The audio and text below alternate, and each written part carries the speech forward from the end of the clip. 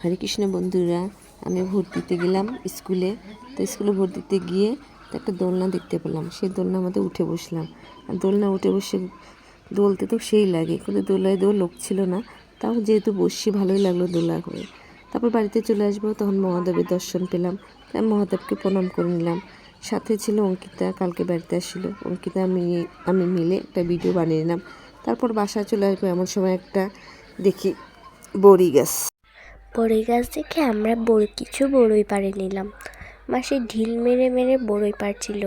আর যার বড়ই গাছ সে বলছিল যে ঢিল মারিয়ে না, তাও আমরা কথা শুনিনি।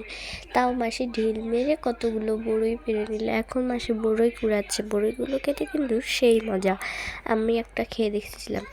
বড়িয়ালিকে বলে 2টার কথা বলে দেখুন কতগুলো নিয়ে চলে আসছি। আমরা অনেক শয়তান। বুড়িটা বলছে কি, তোমরা তো অনেক শয়তান। আমি বললাম